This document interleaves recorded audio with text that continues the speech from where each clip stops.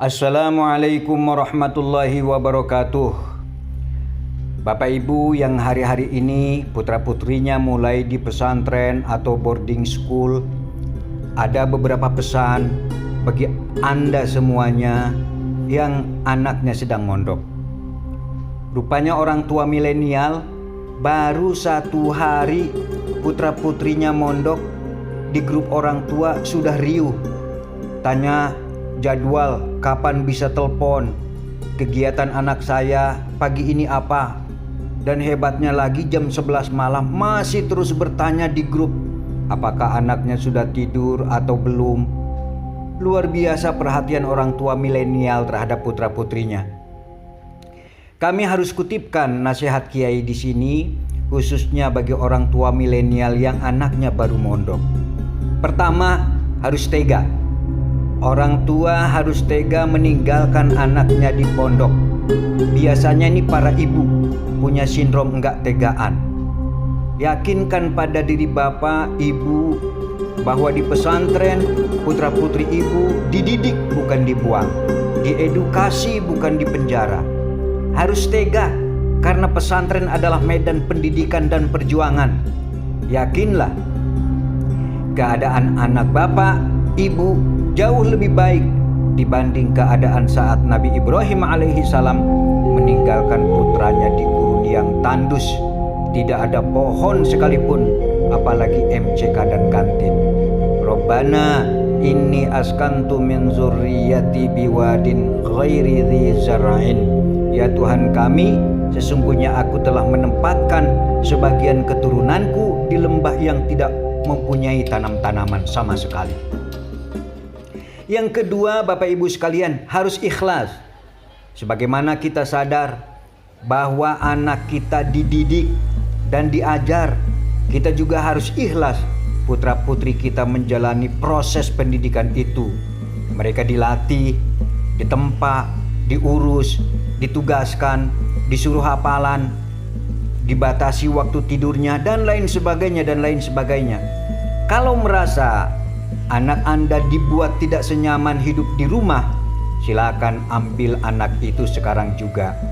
Pondok itu bukan hotel, pesantren tidak menyediakan pesanan.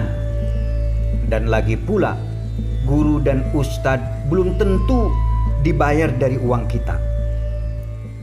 Yang ketiga, harus tawakal.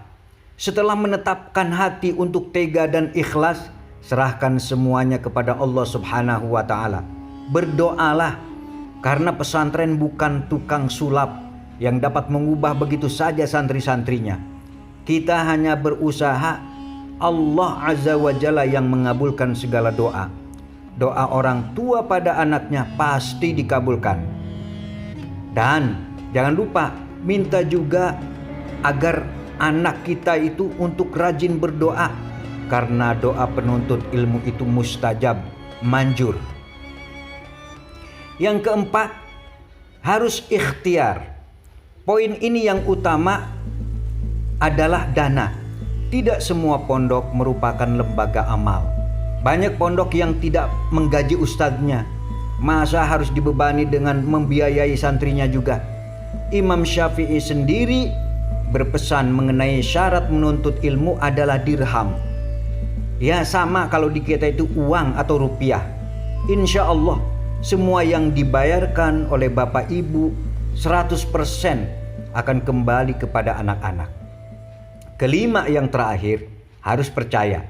Percayalah bahwa anak Bapak Ibu itu sedang dibina, betul-betul dibina.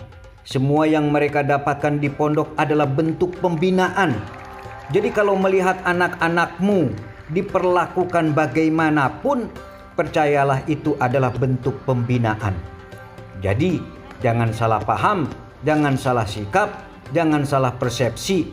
Jangan sampai ketika ibu bapak berkunjung menjenguk anak sedang diafah atau mudib, kebetulan melihat putra-putrinya sedang mengangkut sampah, kemudian bapak ibu bilang, nggak bener nih pondok, anak saya kesini untuk belajar bukan untuk jadi pembantu.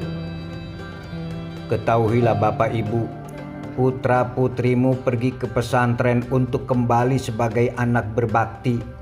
Jangan beratkan langkah mereka dengan kesedihanmu. Harus ikhlaskan. Semoga Allah merahmati jalan mereka. Izinkan saya menutup pesan ini dengan sabda Nabi Muhammad SAW, zur ghibban tazdad hubban. Bertemulah jarang-jarang agar cinta semakin berkembang. Wallahul muwaffiq ila aqwamit thoriq. Wassalamualaikum warahmatullahi wabarakatuh.